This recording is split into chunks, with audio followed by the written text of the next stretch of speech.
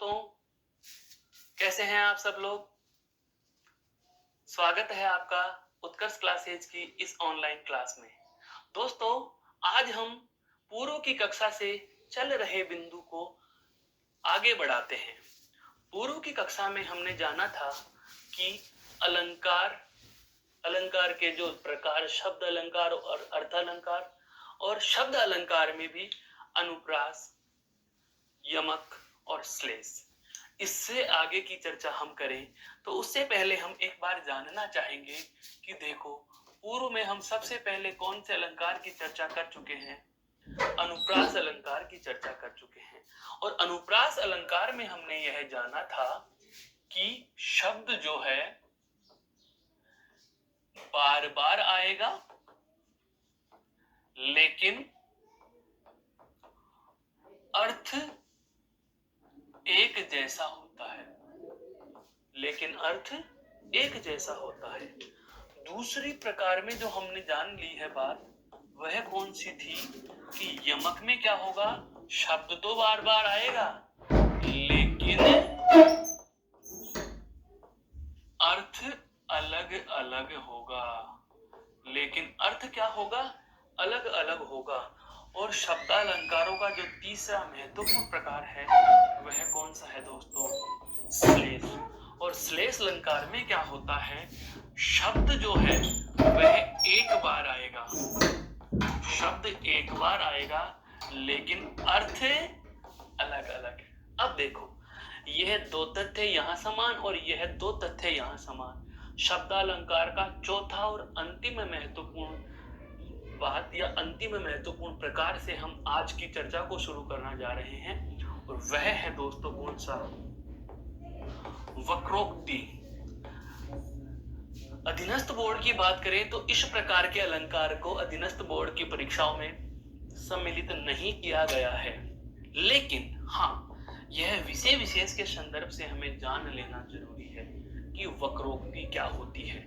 तो देखो, आज का जो हमारा अलंकार होगा, आज हम जो चर्चा शुरू करने जा रहे हैं वह है अलंकारों के चौथे प्रकार। कौन से वक्रोक्ति अलंकार से। कौन से अलंकार से है दोस्तों, वक्रोक्ति अलंकार से। और वक्रोक्ति अलंकार क्या होता है इसको जानते हैं जरा। वक्रोक्ति के शाब्दिक अर्थ की बात की जाए, वक्रोक्ति के शाब्दिक अर्थ की बात की जाए तो वक्रोक्ति में दो पद हैं, एक तो है वक्र और एक क्या है दोस्तों, उक्ति। वक्र और उक्ति। अब आप खुद भी बता सकते हैं कि वक्र और उक्ति का मतलब क्या हुआ। वक्र का मतलब होता है टेढ़ा। वक्र का मतलब क्या होता है दोस्तों, टेढ़ा। आपने पढ़ा भी होगा, आपने यह चीज पढ़ी भी होगी। कब, जब आप गणित में त्रिविमीय आकृतियां पढ़ते हैं, गणित भाषा में हम त्रिविमीय आकृतियां पढ़ते हैं, तब हमारे पास यह लाइन आती है क्या, कि वक्रोक्ति या वक्र बनाना हो, अधिगम का वक्र बनता हो। वक्र का मतलब आकार है, या हम कहें टेढ़ा है। कैसा आकार है, टेढ़ा। उक्ति का मतलब क्या होता है, कथन। तो वक्रोक्ति का शाब्दिक अर्थ क्या हो गया, टेढ़ा कथन। बस यहीं से आपको इस अलंकार की क्लू निकाल लेनी है। शब्द अलंकार में अंतिम प्रकार लेकिन है महत्वपूर्ण। वक्रोक्ति अलंकार क्या होता है, टेढ़े कथन वाला अलंकार। कहने का मतलब यह है कि जब हम अनुप्रास अलंकार पढ़ रहे थे तो शब्द भी एक जैसा और उसका अर्थ भी एक जैसा। पूर्व की कक्षा में हमने जाना था कि यमक अलंकार में क्या होता है, शब्द बार बार आता है और हर बार उसका अर्थ बदलता जाता है। श्लेष अलंकार में क्या होता है, शब्द एक ही बार आता है लेकिन उसका अर्थ बदलता जाता है। अब यहाँ वक्रोक्ति में क्या होता है दोस्तों, वक्रोक्ति एक प्रकार से मान लीजिए सामने वाले को चिढ़ाना है। वक्रोक्ति का मतलब यह है कि हम कहना कुछ और चाह रहे हैं, श्रोता जी जो सुनने वाले हैं, जैसे मैं कहना तो कुछ और चाह रहा हूं और आप मेरे विद्वान दोस्तों उसका कोई मीन अलग ही निकाल ले जाओ। कुछ समझ में आया, मैंने कहना कुछ चाहा है, मैंने कहा कुछ और, आपने सुन करके अपने हिसाब से उसका कुछ और अर्थ निकाल लिया, टेढ़ा अर्थ निकाल लिया। वही क्या होता है, वक्रोक्ति अलंकार होता है। कहने का मतलब यह हुआ कि जब श्रोता वक्ता द्वारा कही गई बात का जानबूझकर अलग अर्थ निकाल ले, जब श्रोता वक्ता द्वारा कही गई बात का जानबूझकर अलग अर्थ निकाल ले, वहां वक्रोक्ति अलंकार होता है, वहां वक्रोक्ति अलंकार होता है। इसके हम उदाहरण की भी बात करें तो देखो, वक्रोक्ति अलंकार में दोस्तों, वक्रोक्ति अलंकार की बात करें तो वक्रोक्ति अलंकार में बहुत ज्यादा परेशानी वाली बात नहीं, इसमें केवल टेढ़े कथन के संदर्भ आते हैं। जैसे कहा, को तुम कौन हो? अरे भाई, हो हम घनश्याम हैं। अरे राधा, ओ राधा, सुनती हो? नहीं। कौन हो तुम? को तुम अर्थात कौन हो तुम? है हम घनश्याम। राधा ने जानबूझकर उसका अलग अर्थ निकाल लिया। भगवान श्री कृष्ण ने कहा कि मैं घनश्याम हूं, लेकिन राधा ने अलग अर्थ निकाल लिया और क्या कहा, तो मैं क्या करूं, घनश्याम हो तो कित जाए बरसों, है कि तुम घनश्याम हो अर्थात तुम काले बादल हो, तो यहां क्यों आए हो, कहीं जाकर बरस जाओ। कुछ समझ में आया दोस्तों? मेरे कहने का मतलब यह है, पहले इसकी परिभाषा को हम लिखेंगे, उसके बाद ये वाली बात समझ में आएगी। वक्रोक्ति का मतलब क्या होता है कि जब वक्ता द्वारा कहे गए कथन का श्रोता जानबूझकर, है अर्थात चाहकर ही, अपनी इच्छा से जानबूझकर, यह ऐसा कब होता है, हंसी ठिठोली करते हैं, जब दो अपनों के बीच हंसी ठिठोली होती है तो जानबूझकर उल्टी बातें करते हैं, जानबूझकर अलग अर्थ निकालते हैं। जब वक्ता द्वारा कहे गए कथन का श्रोता जानबूझकर अलग अर्थ निकाल ले, अलग अर्थ निकालता है, वहां वक्रोक्ति अलंकार होगा, वहां वक्रोक्ति अलंकार होगा। कहने का मतलब यह हुआ कि कहा कुछ और, समझा कुछ और। दरवाजे की घंटी बजी है, राधा जी पूछती है, को तुम, कौन हो तुम? भगवान श्री कृष्ण ने कहा, हो हम घनश्याम। अरे हम घनश्याम हैं। राधा ने जानबूझकर वक्ता द्वारा, ध्यान से समझना, परिभाषा से उदाहरण समझ में आएगा, जब श्रोता वक्ता द्वारा कहे गए कथन का श्रोता जानबूझकर अलग अर्थ निकालता है। राधा जी ने कहा, सोचा और जानबूझकर अलग अर्थ क्या निकाल लिया कि घनश्याम का मतलब ये कृष्ण नहीं, ये तो कोई काला बादल है। तो उसको जवाब क्या दे रही है, तो बरसों कित जाए, यहाँ क्यों आए हैं, कहीं जाकर के बरस जाओ, अगर तुम काले बादल हो तो, अगर तुम काले बादल हो तो। कुछ समझ में आया मेरे दोस्तों?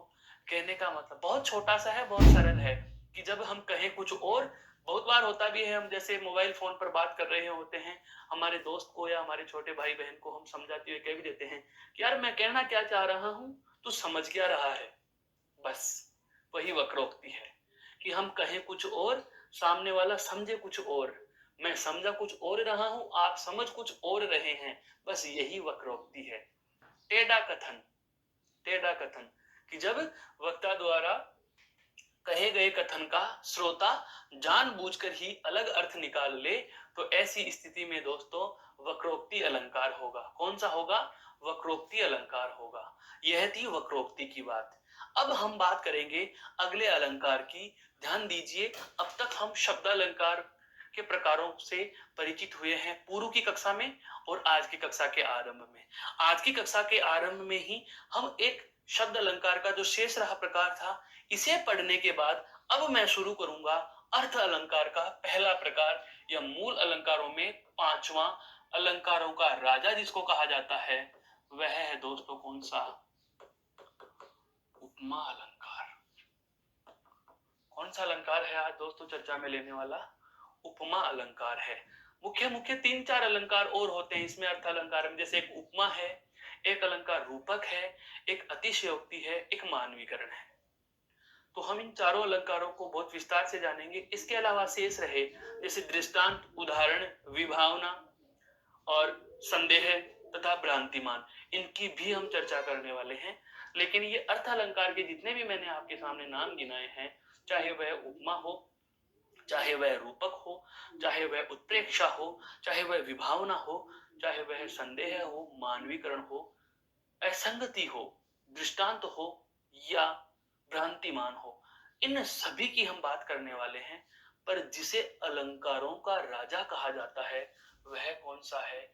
उपमा अलंकार है। छोटा सा प्रश्न पूछ लिया जाता है बहुत बार परीक्षाओं में, क्या कि अलंकारों का राजा किसे कहा गया? तो अलंकारों का राजा किसे कहा जाता है दोस्तों? अलंकारों का राजा किसे कहा जाता है? उपमा को। किसको कहा जाता है? उपमा अलंकार को कहा जाता है। उपमा अलंकार क्या होता है, ध्यान दीजिए। तो इसे समझने के लिए हम एक पुराने बिंदु की बात करते हैं, गद्य भाषा के या गद्य विधा के व्याकरण के एक बिंदु की बात करते हैं दोस्तों, वह है विशेषण। वह बिंदु कौन सा है? विशेषण। विशेषण में क्या होता है? एक संज्ञा या सर्वनाम की विशेषण के द्वारा विशेषता बताई जाती है। वही बात उपमा अलंकार के संदर्भ में है। उपमा अलंकार में क्या होता है कि किसी एक शब्द की किसी अन्य शब्द से या तो समानता बताई जाती है या तुलना की जाती है। किसी एक शब्द की किसी अन्य एक शब्द से या तो क्या बताई जाएगी दोस्तों? समानता। क्या बताई जाएगी? समानता। या फिर क्या बताई जाएगी? तुलना। समानता या तुलना की जाती है। समानता या तुलना जहां भी होती है काव्य में, जहां पर एक शब्द से किसी अन्य की समानता या तुलना की जाती है, तो ऐसी स्थिति में क्या होगा? उपमा अलंकार होता है। अर्थात परिभाषा के संदर्भ में बात करें है, इसकी परिभाषा यदि बात की जाए तो जहां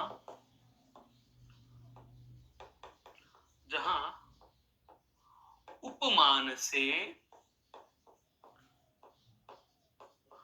उपमेय की समानता बताई जाती है, जहां उपमान से उपमेय की समानता बताई जाती है वहां उपमा अलंकार होगा। वहां उपमा अलंकार होगा। मेरे कहने का आशय यह है दोस्तों कि जहां पर उपमान से उपमेय की समानता बताई जाती है। अभी हमारे परिभाषा में, परिभाषा समझने से पहले दो नए शब्द आ गए, एक आ गया उपमान और एक आ गया उपमेय। ये दोनों क्या होते हैं, पहले हम इनको जान लेते हैं। तो ध्यान दीजिए दोस्तों, एक तो शब्द है उपमान, एक शब्द है उपमेय। इन दोनों शब्दों में वही संबंध पाया जाता है जो आपके होता है विशेषण और विशेष्य में। विशेषण और विशेष्य में क्या होता है? विशेषण होता है वह जिससे विशेषता बताई जाती है, और विशेष्य वह होता है जिसकी विशेषता बताई जाती है। तो उपमान में भी वही होगा, क्या कि जिससे समानता बताई जाए, जिससे समानता बताएं। और उपमेय क्या होता है? जिसकी समानता बताएं, जिसकी समानता बताएं। दोनों चीजें समझ में आई मेरे दोस्तों?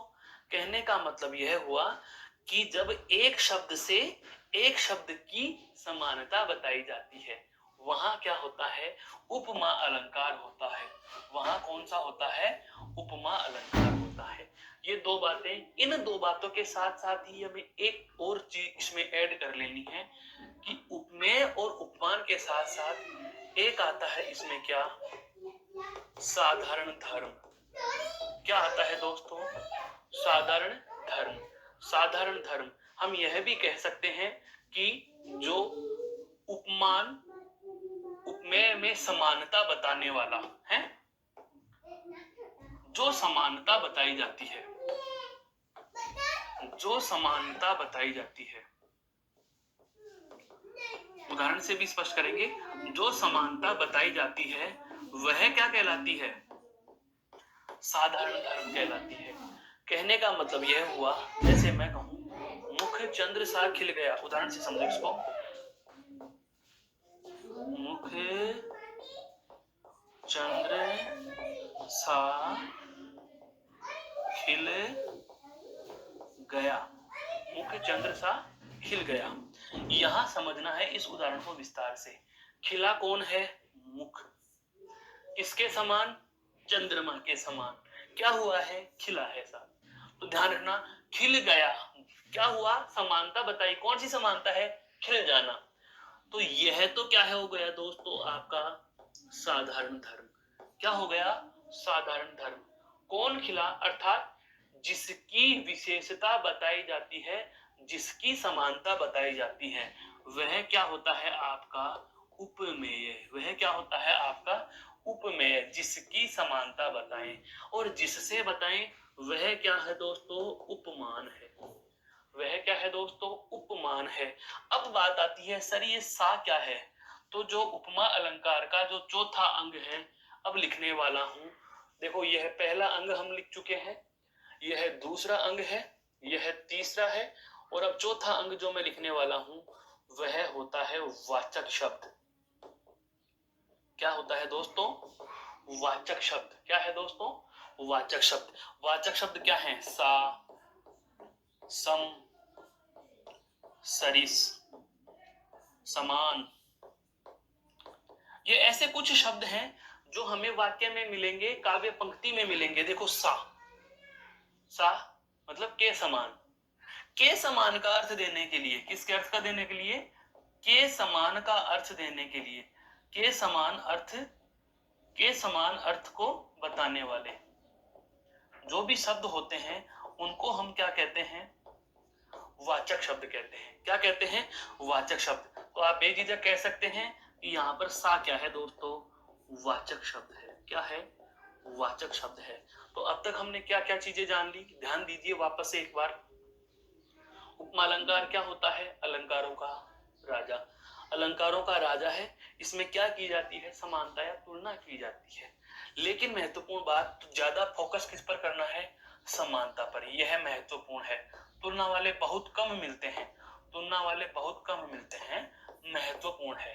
ठीक है, परिभाषा की बात करें तो परिभाषा देखो मैंने आपके समक्ष लिख दी कि जहां उपमान से उपमेय की समानता बताई जाए, जहां उपमान की उपमेय से, जहां उपमान से उपमेय की समानता बता दी जाए, वहां कौन सा अलंकार होगा? उपमा अलंकार होगा।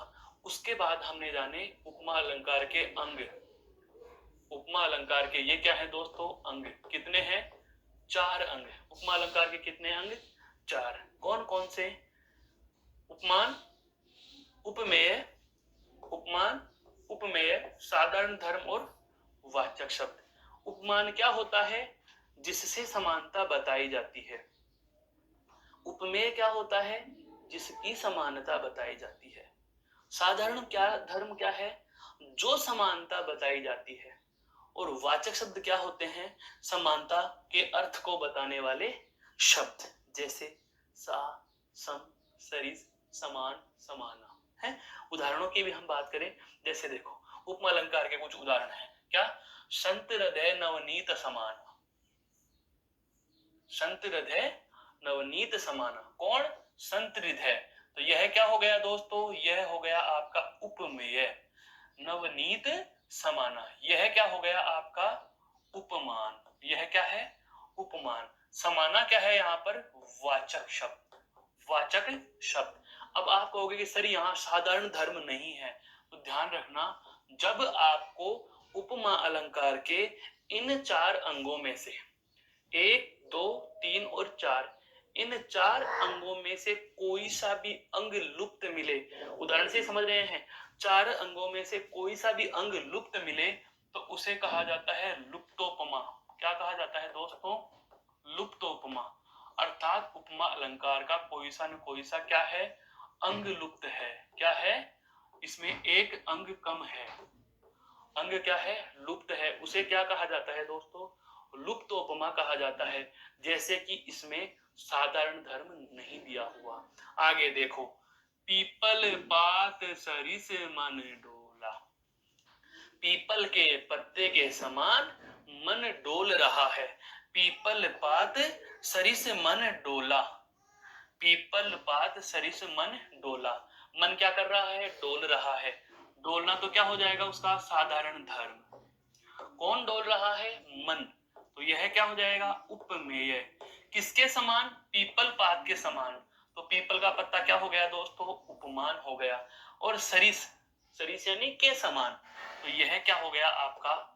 वाचक शब्द। जब उपमा अलंकार के किसी उदाहरण में उसके चारों तत्व या चारों अंग मौजूद रहें तो उसे कहा जाता है दोस्तों पूर्ण उपमा। क्या कहा जाता है उसको?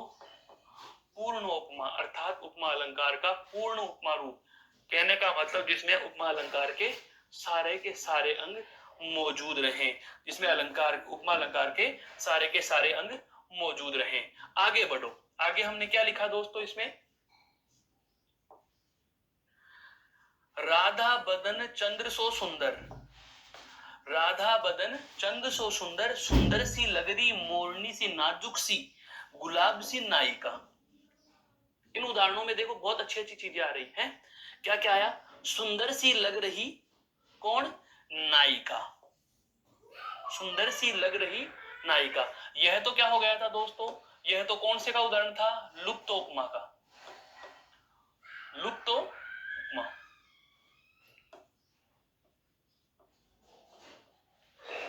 यह कौन सा हो गया? पूर्णोपमा। और यह ध्यान दीजिए अब, सुंदर सी लग रही, सुंदर सी लग रही नायिका।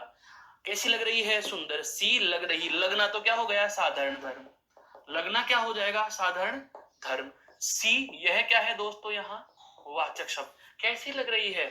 सुंदर। यह क्या हो गया आपका? उपमान। कौन लग रही है? नायिका। क्या हो गया? उपमेय। यह क्या हो गया? उपमेय। अब देखो उसके साथ साथ ही मोरनी सी नाजुक है, मोरनी सी नाजुक सी गुलाब सी। तो ये और हमें क्या दे दिए गए? इसके अनेक उपमान दे दिए गए। तो जब उपमान अधिक दे दिए जाएं, क्या दे दिए जाएं?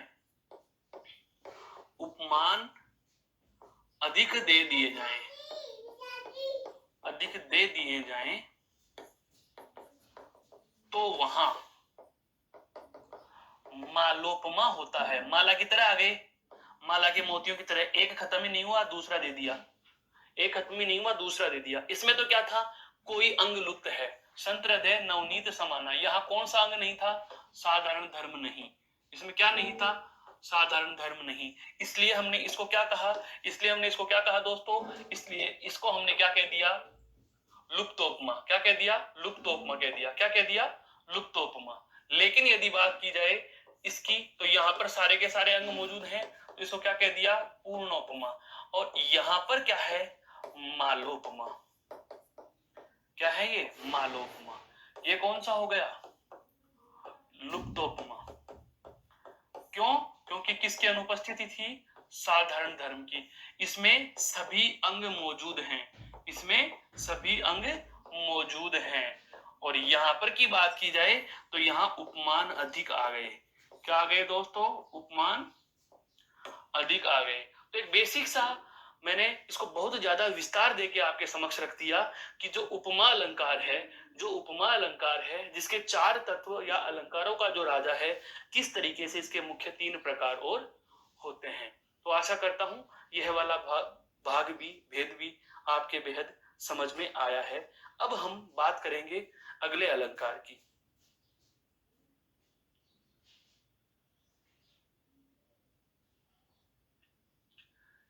तो अगला अलंकार जो हमारा है दोस्तों, हम बात कर रहे हैं अर्थ अलंकारों में। तो जो हमारा अगला अलंकार है वह होगा क्या? रूपक अलंकार। कौन सा होगा दोस्तों? रूपक अलंकार। हमने अभी अभी जाना कि जब उपमान और उपमेय में क्या बताई जाए? समानता बताई जाए। क्या बता दी जाए? समानता। तो समानता बताने वाली स्थिति में तो क्या होगा? उपमा अलंकार होगा। अर्थात जब समानता की स्थिति हो तो क्या होगा? उपमा। लेकिन जब उपमान का उपमेय पर अभेद आरोप कर दिया जाए, जब उपमान का उपमेय पर क्या कर दिया जाए? आरोप, जब उपमान का उपमेय पर आरोप सिद्ध कर दिया जाए, है आरोप सिद्ध कर दिया जाए,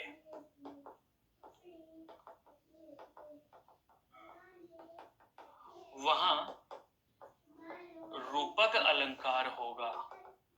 वहां कौन सा होगा दोस्तों? रूपक अलंकार होगा। अब आरोप कैसे होता है वह जानो। जब हम तुलना कर रहे होते हैं तो एक के समान दूसरे को बताते हैं। क्या? जैसे चंद्र के समान चेहरा, समान बता दिया, लेकिन हम यही कह दें कि चंद्रमा ही मुख है या मुख ही चंद्रमा है। कुछ समझ में आया दोस्तों? मेरे कहने का आशय यह है कि जब यह कह दिया जाए कि चंद्रमा के समान, चंद्र सम मुख, अर्थात चंद्रमा के समान मुख, लेकिन मैं यही कह दूं कि चंद्रमुख, क्या कह दूं? चंद्रमुख है। मैं कह दूं चरण कमल, चरण क्या है? कमल है। मुख क्या है? चंद्रमा हो गया। कहने का मतलब जब उपमेय पर उपमान का आरोप सिद्ध कर दिया जाए, जबरदस्ती ही कर दे कि यह नहीं बल्कि वही है, मुझे चंद्र खिलौना चाहिए। माँ ने कहा, बच्चे ने कहा माँ से, माँ मुझे क्या चाहिए? चंद्र खिलौना चाहिए। अरे भाई, चंद्र खिलौना तो बच्चे ने मांग लिया, पर माँ को तो पता है कि चंद्रमा खिलौना नहीं, लेकिन बच्चे ने उस चंद्रमा को क्या बना लिया? खिलौना बना लिया। क्या बना लिया? खिलौना बना लिया। अर्थात जब उपमान को क्या बना दिया जाए? जबरदस्ती उपमेय बना दिया जाए। जब उपमान को जबरदस्ती क्या बना दिया जाए? उपमेय बना दिया जाए, अर्थात उपमान का उपमेय पर आरोप कर दिया जाए, वहां रूपक अलंकार होता है। वहां कौन सा है? रूपक अलंकार होता है। इसके एक बहुत अच्छे उदाहरण की बात कर रहा हूं। क्या? कि उसका मुख तो भाई चंद्रमा है। मुख तो क्या है? मुख तो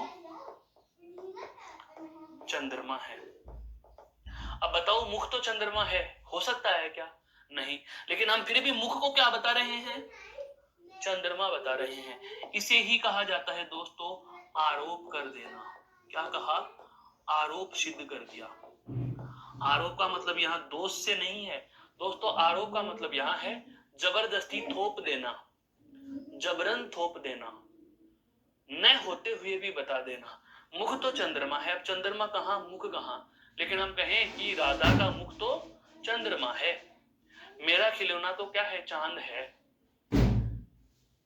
इसके कमल तो, इसके चरण तो कमल के समान हो गए, कमल हैं।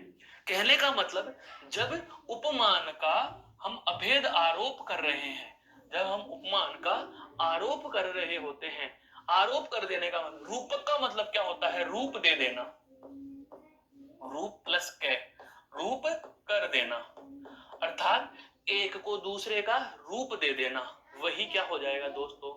रूपक अलंकार हो जाएगा।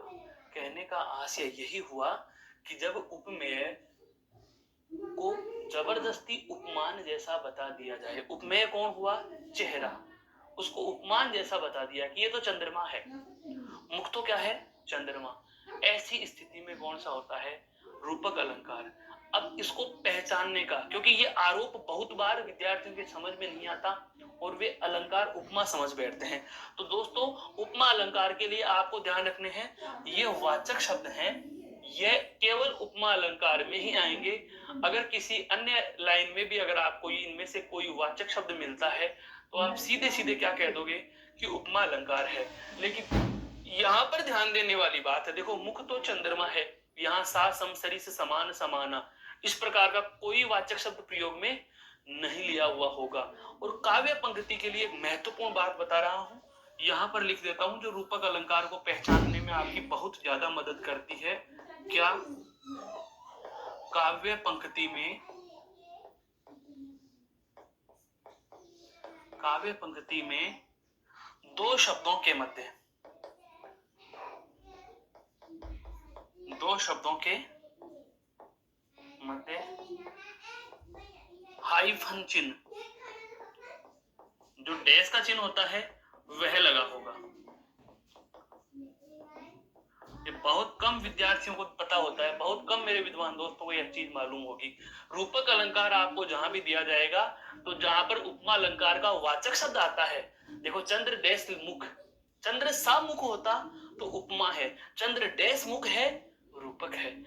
चरण सा कमल या चरण से कमल, इसका मतलब क्या हुआ, जब कभी वाक्य की पंक्ति में उपमेय और उपमान के मध्य वाचक शब्द के स्थान पर हाइपन चिन्ह का प्रयोग हो तो आप रूपक अलंकार को चिन्ह करके आ सकते हो। आशा करता हूं यह रूपक अलंकार का बिंदु भी आपके समझ में आया होगा। जैसे इसके कुछ उदाहरण भी दिए गए हैं, बीती विभावरी जागरी, अंबर पनघट में डुबो रही, तारा घट ऊषा नागरी। ये यहाँ पर तारा घट, घड़ा किसके समान हो गया, तारा कि जो तारों का घड़ा है, तो तारों का घड़ा है उसे अंबर पनघट में डुबो रही, तारा घट उषा नागरी, उषा नागरी जो महिला है वह ताराओं के इस आकाश के घड़े को किसमें डुबो रही है, समुद्र में से भर रही है। अब आकाश को घड़ा बना दिया, जबरदस्ती आरोप कर दिया, मुख तो चंद्रमा है, मुख तो चंद्रमा है नहीं, बना दिया। तो ऐसी स्थिति में जहां दोस्तों आरोप कर दिया जाता है तो वहां सदैव ही कौन सा अलंकार होगा आपका, रूपक अलंकार होगा। कौन सा होगा, रूपक अलंकार होगा। अब हम बात करेंगे अगले शब्द अलंकार नहीं अर्थ अलंकार पर, और वह अर्थ अलंकार कौन सा है दोस्तों, उत्प्रेक्षा।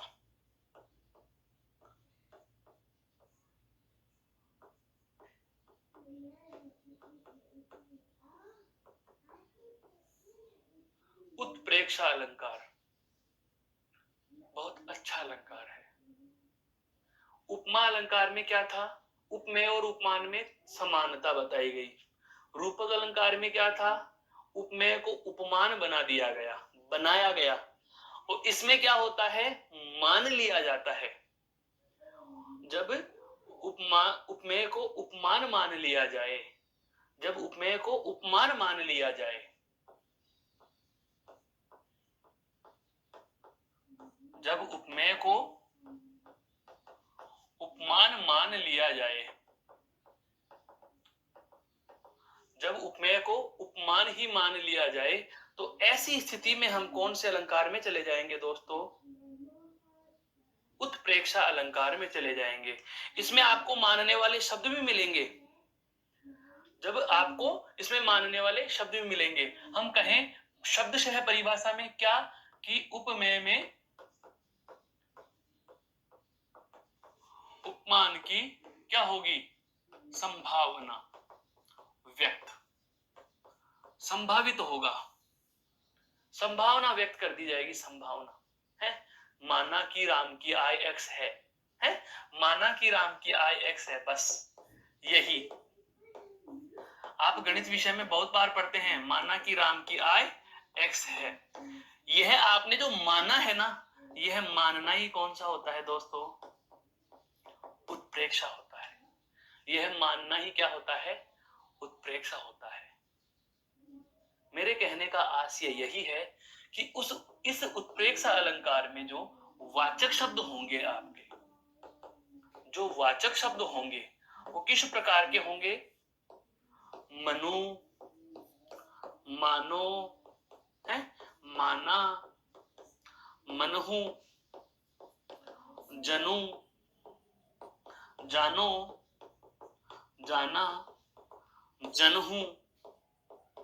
कहने का मतलब मनु, मानो, मनहु, जनु, जानो, जनहु, इस प्रकार के वाचक शब्द लिख करके आपको उदाहरण दे दिया जाएगा। वहां पर हम क्या करेंगे, उपमेय उपमान की क्या मानी जाएगी, संभावना व्यक्त की जाती है। अर्थात कहने का आशय यही हुआ कि जब उपमेय में उपमान की, जब उपमेय में उपमान की संभावना व्यक्त कर दी जाए, जब उपमेय में उपमान की संभावना व्यक्त कर दी जाए, जब उपमेय में उपमान की संभावना व्यक्त कर दी जाए तो वहां क्या हो जाएगा, उपमा अलंकार होगा। अर्थात मान लेने के लिए क्या होगा, बाध्यता हो जाएगी कि मानो ऐसा ही होता है, मानो ऐसा ही होता है। और इस प्रकार के जो वाचक शब्द हैं, ये जो वाचक शब्द हैं ये आपको वाक्य में दिए हुए होंगे, ये निश्चित होते हैं, क्योंकि अलंकारों को पहचानने के लिए या तो आपको पूरा का पूरा उदाहरण रटा रटाया होना चाहिए, और रटने वाली हम बात ही नहीं करेंगे, हम तो यहाँ कंसेप्ट समझने की बात करते हैं। तो आपको क्लू मिल रहा है कि आपको दिए गए उदाहरण काव्य पंक्ति में इनमें से कोई सा न कोई सा वाचक शब्द मिल जाएगा। जैसे आप चाहो तो दोस्तों उदाहरण की चर्चा कर सकते हो। उदाहरण में देखो, हरि हर्षि हृदय दशरथपुर आई, जनु मिल गया, जनु ग्रह दशा दुषह दुखदाई। और देखो, रिपु आतन की कुंडली कर जोगिनी चबात, पीबही में पागी मानो मनो, जुबती जलेगी जलेबी खात। यह क्या है? वाचक शब्द। और यह भी दोस्तों क्या है? आपका वाचक शब्द। तो जब मैंने अभी अभी आपको बताए वाचक कौन कौन से हैं, तो जनु जानो, जनु जानो, जनहु, मनु, मानो, मनहु, जाना या माना। इस प्रकार के वाचक शब्दों का जो प्रयोग होगा वह कौन से अलंकार में होता है? केवल और केवल आपके उत्प्रेक्षा अलंकार में ही होगा। उत्प्रेक्षा अलंकार का सबसे महत्वपूर्ण और सबसे मजबूत तरीका जो पहचानने का है, यह यही है दोस्तों। तो अब हम बात कर रहे थे उत्प्रेक्षा अलंकार की। मुख्य मुख्य जो अलंकारों की हम बात करें तो देखो, शब्द अलंकार में अनुप्रास, यमक, श्लेष और वक्रोक्ति, और अर्थ अलंकार में उपमा, रूपक और उत्प्रेक्षा। यही आपके बहुत ज्यादा महत्व के होते हैं। लेकिन इनके अलावा कुछ और अलंकार होते हैं, उनकी भी हम चर्चा कर लेते हैं। जैसे हम अगला अलंकार चर्चा में शामिल करना चाहें, जैसे हम अगला अलंकार दोस्तों चर्चा में शामिल करना चाहें, आता है भ्रांतिमान। है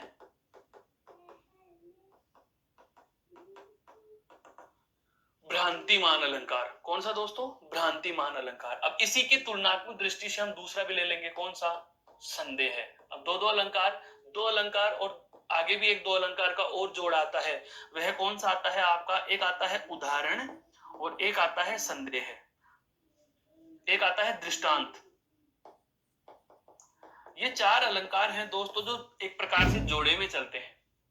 इन चारों अलंकारों की पहचान में बहुत बार विद्यार्थी भ्रमित हो जाते हैं। हम उस भ्रम को भी आज दूर कर लेते हैं। देखो क्या, भ्रांतिमान और संदेह, दोनों स्थितियां सुनने में एक जैसी लग रही हैं। दोनों स्थितियां सुनने में तो एक जैसी लग रही हैं। भ्रांतिमान कब होगा, संदेह अलंकार कब होगा, जान लीजिए। भ्रांति, केवल ध्यान दीजिए, भ्रांति और संदेह है, भ्रांति और संदेह, ये दोनों शब्द एक हैं। लेकिन इसमें आगे एक नई चीज और जोड़ दी, मान। मैंने मान लिया, संदेह में माना नहीं है, भ्रांति में भी मानेंगे नहीं, संदेह में भी मानेंगे नहीं। लेकिन अगर जोड़ दिया जाए संदेह मान, तो संदेह मान और भ्रांति मान दोनों एक जैसे हो जाते हैं। लेकिन यहाँ तो भ्रांति के आगे मान जोड़ दिया और यहाँ पर नहीं जोड़ा हुआ। मैं कहूं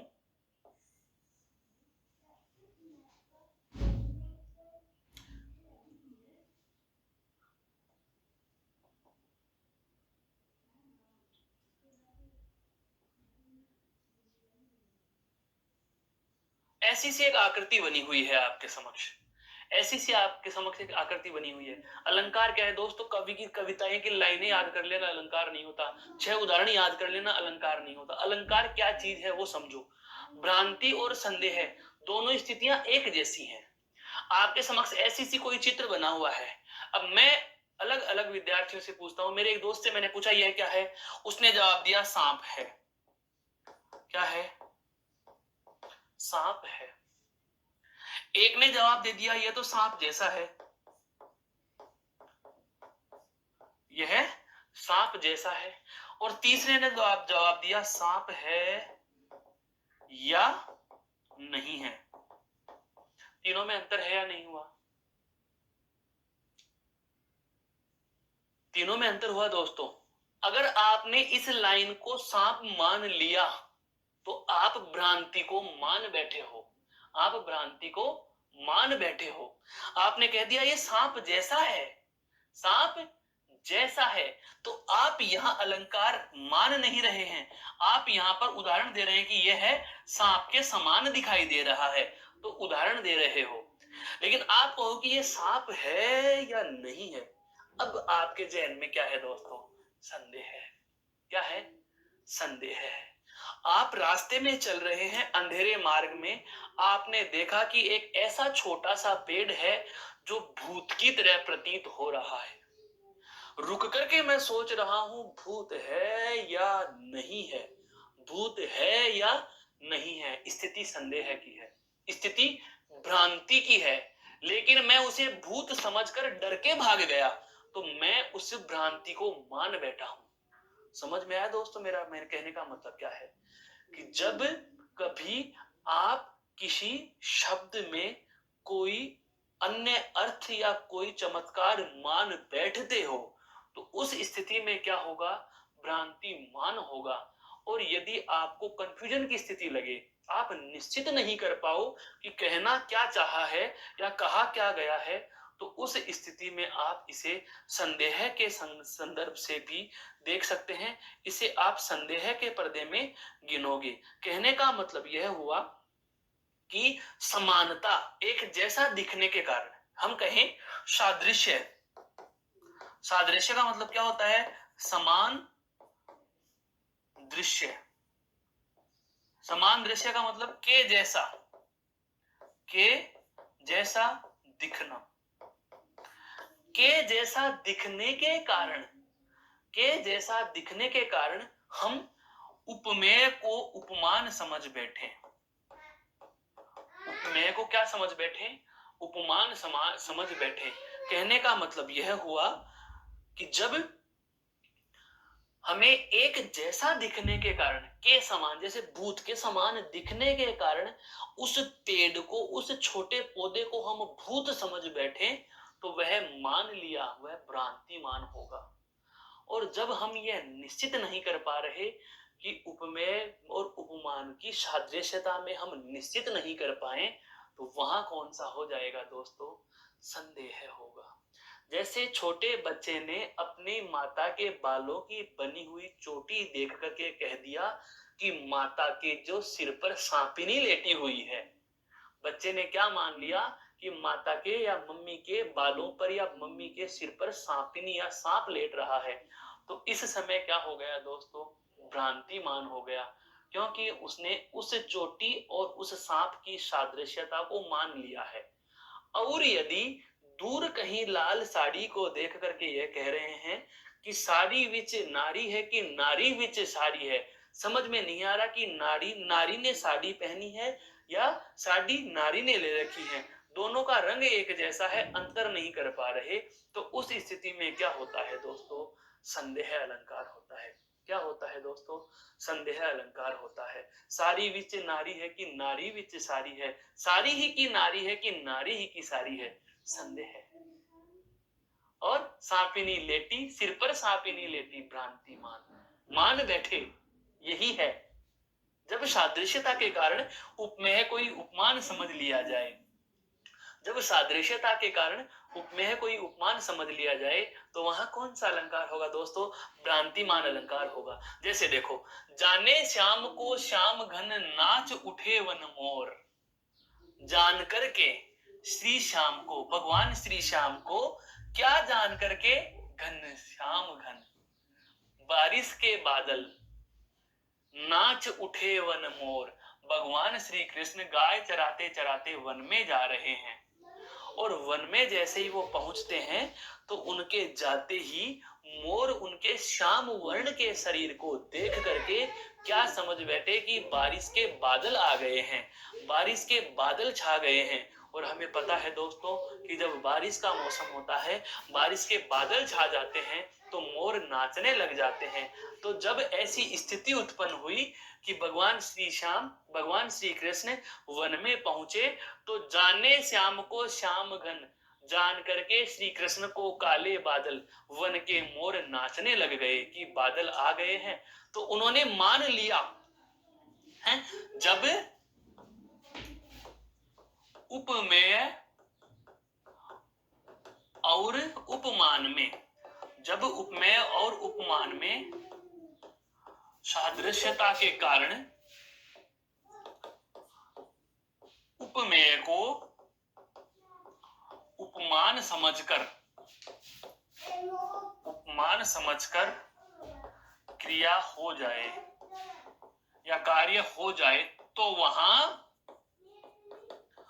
भ्रांतिमान अलंकार होगा।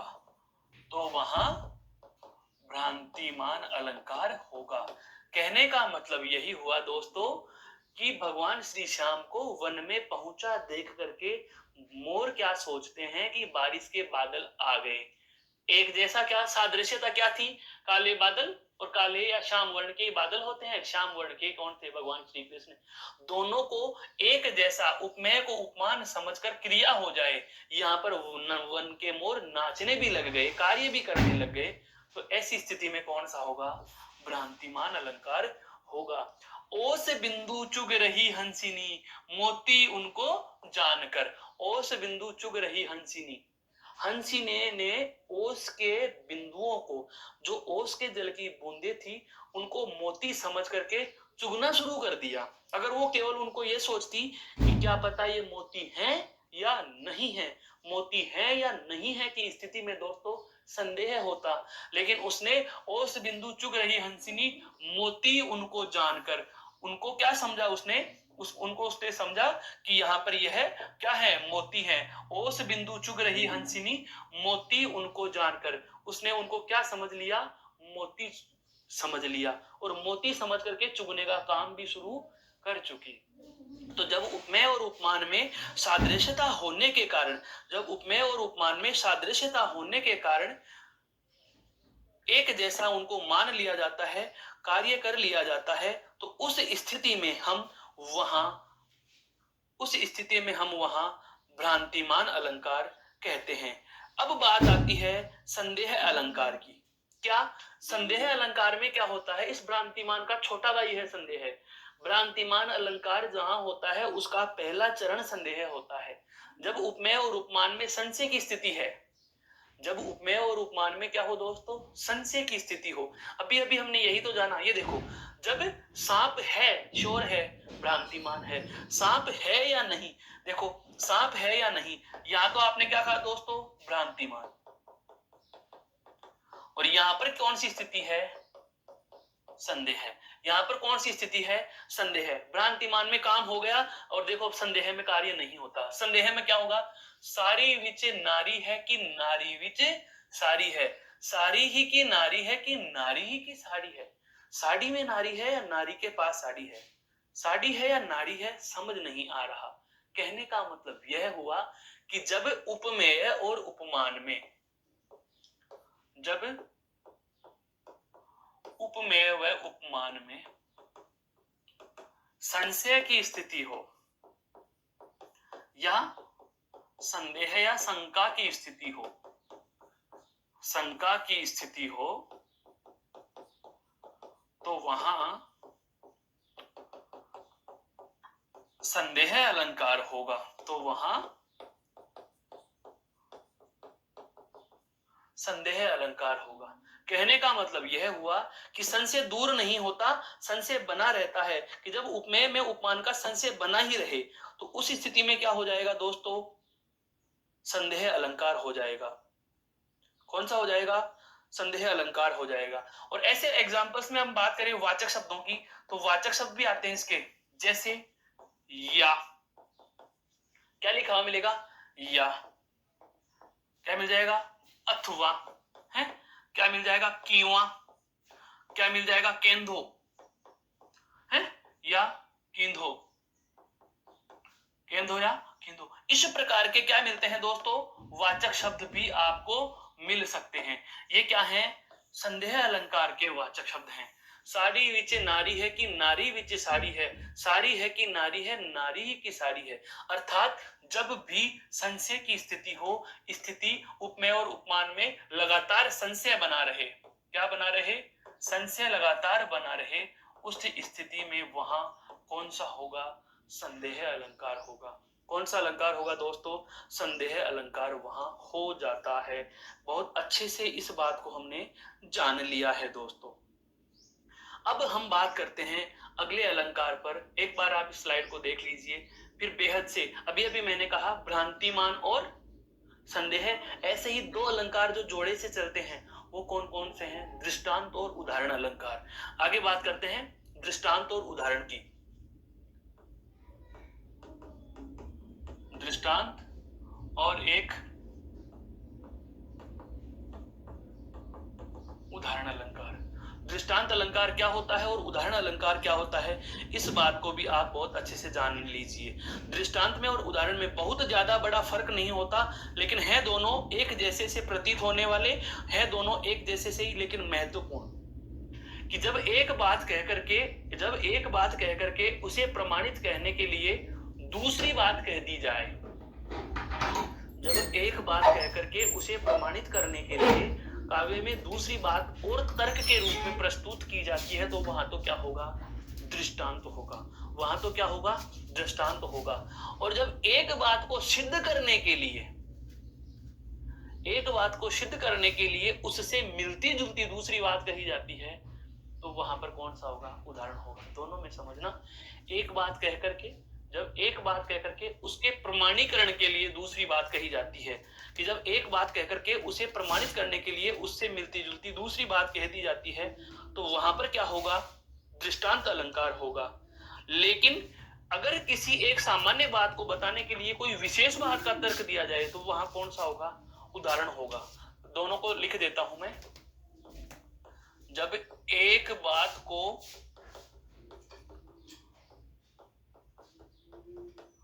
प्रमाणित करने के लिए उससे मिलती दूसरी बात कही जाए,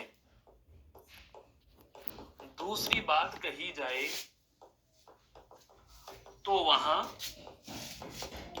दृष्टांत अलंकार होता है। एक बात कह दी और उसको प्रमाणित करने के लिए, उसे स्पष्ट करने के लिए उसी के समान, उसी से मिलती जुलती दूसरी बात और कहें, तो वहां कौन सा होगा? दृष्टांत होगा। जैसे मैंने कहा, करत करत अभ्यास के जड़मति होत सुजान, रस्सी आवत जात ते सिल पर पड़त निशान। कि बार बार अभ्यास के, बहुत बार सुना है, बहुत बार हमने मोटिवेशन या प्रेरणादायक भाषणों में यह बात सुनी है कि करत करत अभ्यास के जड़मति होत सुजान, रस्सी आवत जात ते सिल पर पड़त निशान। तो पहली लाइन कौन सी थी? करत करत अभ्यास के जड़मति होत सुजान। बार बार अभ्यास करने से हर एक कार्य सरल हो जाता है, जिस प्रकार से बार बार रस्सी के आने से पत्थर पर निशान बन जाते हैं। एक बात को प्रमाणित करने के लिए उससे मिलती जुलती दूसरी बात कह दी जाए, एक बात को कह करके उसे प्रमाणित करने के लिए दूसरी बात, उसी से मिलती जुलती दूसरी बात कह दी जाए, तो वहां कौन सा होगा? तो वहां आपका कौन सा हो जाएगा दोस्तों? दृष्टांत अलंकार हो जाएगा। लेकिन अब उदाहरण अलंकार में क्या होता है? दोनों है एक जैसे ही। उदाहरण अलंकार में एक सामान्य बात को स्पष्ट करने के लिए कोई विशेष बात कही जाए। यहां पर तो कैसी बात कह रहे हैं दोस्तों? मिलती जुलती, उससे मिलती। और यहां पर सामान्य बात को स्पष्ट करने के लिए कैसी बात कही जा रही है? विशेष बात कही जाए। तो वहां उदाहरण अलंकार होगा। तो वहां उदाहरण अलंकार होता है। कहने का मतलब यही है कि जब एक बेसिक सी बात को कहने के लिए महत्वपूर्ण बात का सहारा लिया जाए, तो उदाहरण होगा। और जब दो समान बातों को बताया जाए, एक बात को कहने के लिए या एक बात को स्पष्ट करने के लिए दूसरी साधारण सी बात कह दी जाए, तो वहां कौन सा हो जाएगा? दृष्टांत अलंकार हो जाएगा। लेकिन अब इन दोनों में एक बेसिक सा अंतर हो रहा है। आप कहोगे सर ये तो दोनों स्थितियां एक जैसी हो गई। बिल्कुल एक जैसी हैं, लेकिन यहाँ पर ध्यान रखना, एक बात सामान्य होगी, दूसरी महत्वपूर्ण होगी। यहाँ पर दोनों सामान्य हो सकती हैं, दोनों महत्वपूर्ण हो सकती हैं, अंतर कैसे करें? तो इनमें अंतर के लिए ध्यान रखना, दृष्टांत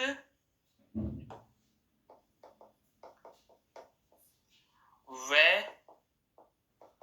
उदाहरण अलंकार में अंतर। दृष्टांत व उदाहरण अलंकार में अंतर, तो ध्यान रखना दृष्टांत में वाचक शब्दों का प्रयोग नहीं होता, दृष्टांत में वाचक शब्द नहीं, उदाहरण अलंकार में वाचक शब्द होते हैं, उदाहरण अलंकार में वाचक शब्द होते हैं, इसमें वाचक शब्द होते हैं। कौन कौन से? ज्यों, जिमी, जैसे, जैसा, जैसा कि।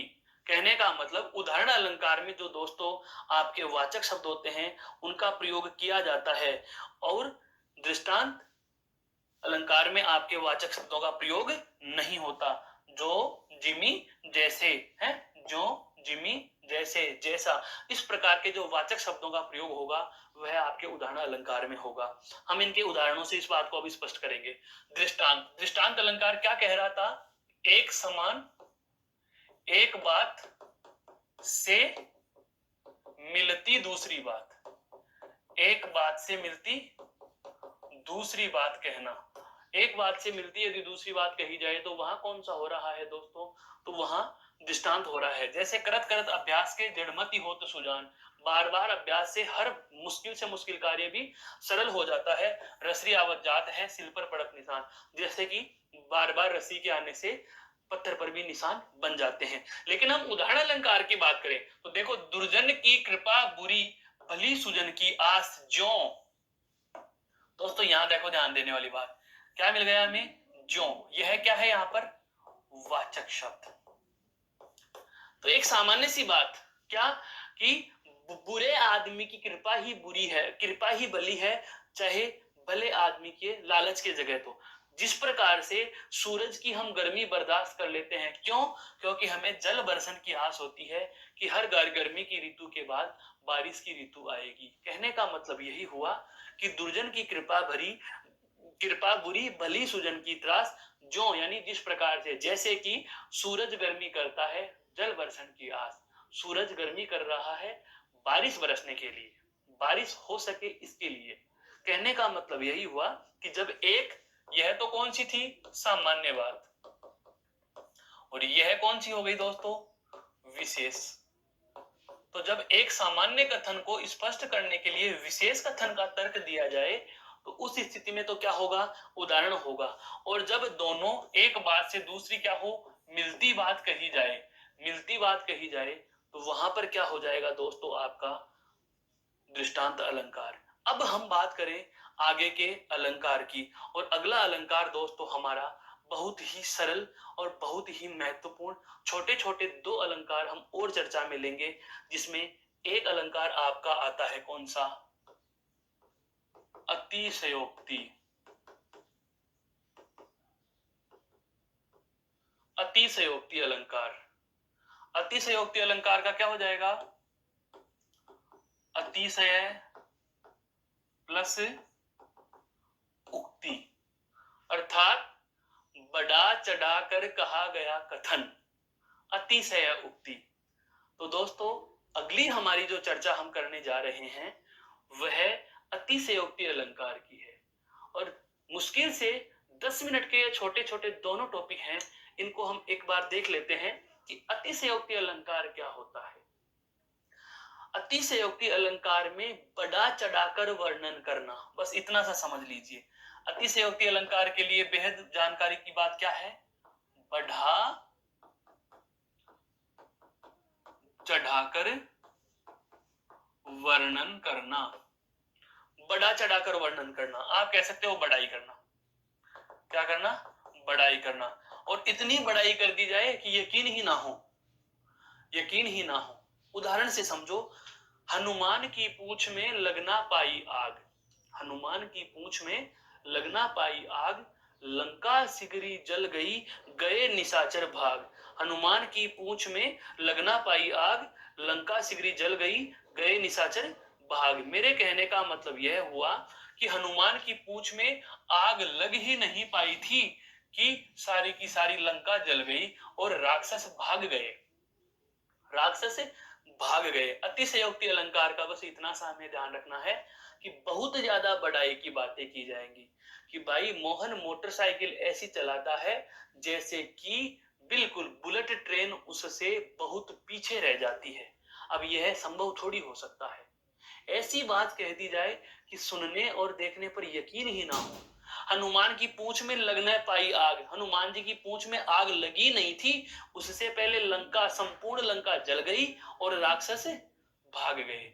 इसे कहा जाता है दोस्तों अतिशयोक्ति अलंकार, अर्थात बढ़ा चढ़ाकर वर्णन करना, बढ़ा चढ़ाकर वर्णन करना। और जब काव्य में बढ़ा चढ़ाकर वर्णन किया जाए तो उस स्थिति में हम वहां कह सकते हैं कि अलंकार कौन सा हो जाएगा दोस्तों, तो हम बेझिझक कह सकते हैं कि ऐसी स्थिति में अतिशयोक्ति अलंकार होता है। कौन सा अलंकार होता है? अतिशयोक्ति अलंकार होता है। परिभाषा भी आप इसकी शब्द से बांधना चाहें तो हम कहें कि जब किसी बात को इतना बढ़ा चढ़ाकर कहा जाए,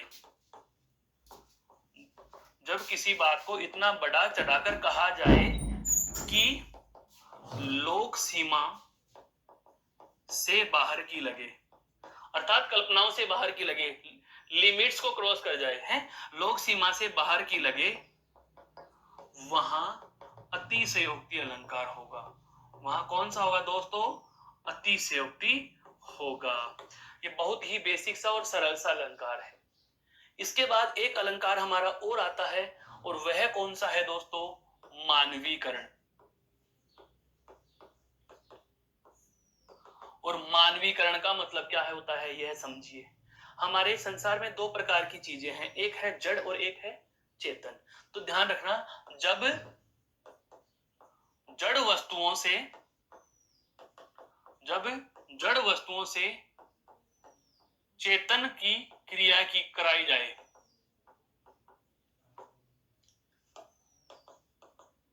अर्थात निर्जीव का सजीव की तरह कार्य करना है, निर्जीव का सजीव जैसा व्यवहार। जड़ वस्तुएं चेतन की तरह कार्य कर रही हैं, निर्जीव चीजें सजीव की तरह काम कर रही हैं, वहां कौन सा होगा? मानवीकरण अलंकार। जैसे हवा चलना, चलना क्रिया आदमी की है, वायु से करवा रहे हैं। आकाश रो रहा है, आकाश रो रहा है, आकाश रो रहा है। प्रकृति देख रही है, प्रकृति देख रही है। दीवारें सुन रही हैं, दीवारें सुन रही हैं। कहने का मतलब यह हुआ दोस्तों कि जब निर्जीव वस्तुओं से सजीव, काव्य में ऐसी पंक्ति प्रस्तुत कर दी जाए जहां जड़ रूप के व्यक्ति या जड़ रूप की वस्तुएं चेतन की तरह काम करें, निर्जीव सजीव की तरह काम करें, या हम कहें जड़ वस्तुओं से सजीव या चेतन के रूप में क्रियाएं कराई जाती हैं, तो वहां पर क्या होगा? मानवीकरण अलंकार होगा। वहां कौन सा होगा? मानवीकरण अलंकार होगा। अब 2 मिनट में मेरी बात कहना चाहूंगा, एक लाइन बोल रहा हूं, माली आवत देख कर कलियन करी पुकार, फूल फूल को चुनी लिए कल ही हमारी बार। दोस्तों आप समझ गए होंगे मैं किसकी बात कर रहा हूं, है? नहीं पराग नहीं मधुर मधु, नहीं विकास इही काल, अली कली ही सो बंध्यो आगे कौन हवाल। बहुत बार हमें समझाने के लिए, बहुत बार हमें समझाने के लिए हमारे घर वाले, हमारे इष्ट मित्र जन, हमारे पिता माता हमें कुछ इनडायरेक्टली कोई बात कहते हैं, इनडायरेक्टली कोई बात कहते हैं दोस्तों, अलंकार बिंदु को मैं यहां आकर के समापन देना चाहूंगा। अंतिम अलंकार पर हल्का सा प्रकाश डालकर हम इस अलंकार बिंदु को बिल्कुल पूर्णता प्रदान कर देंगे। सारे अलंकारों पर हमारी चर्चा हो चुकी है। अन्योक्ति अलंकार, अन्य उक्ति, अन्य उक्ति, अन्य उक्ति का मतलब क्या होता है? अन्य उक्ति, अन्य कथन, इनडायरेक्टली कोई बात कही जाए, है? अर्थात जब अप्रत्यक्ष के माध्यम से, जब अप्रत्यक्ष के माध्यम से प्रत्यक्ष का बोध कराया जाए, जब अप्रत्यक्ष के माध्यम से प्रत्यक्ष का बोध कराया जाए तो वहां अन्योक्ति अलंकार होगा, वहां अन्योक्ति अलंकार होगा। अर्थात जब ऐसी बात कह दी जाए जो हमें दिख नहीं रही है, जब ऐसी बात कह दी जाए जो दिख नहीं रही है, तो अप्रस्तुत के माध्यम से प्रस्तुत का बोध करा देना। नहीं पराग नहीं मधुर मधु, नहीं विकास इहि काल। हे राजा, तुम पागल हो गए हो। बिल्कुल, बिहारी ने जब यहाँ जयसिंह जी के कार्यकाल में राजस्थान राज्य के जयपुर में वो पहुंचते हैं तो देखा कि राजा जयसिंह अपनी नवविवाहिता और नवयुवती रानी पर मोहित होकर के राजकाज को भूल जाते हैं। तो बिहारी ने एक अन्योक्ति कही कि नहीं पराग नहीं मधुर मधु, नहीं विकास इहि काल, कि जिस फूल पर तू हे भंवरे मंडरा रहा है, न तो इसमें रस है, न इसमें सुगंध है, और इस समय अभी इसका विकास भी नहीं हुआ है। अली कली ही सो बंध्यो, आगे कौन हवा।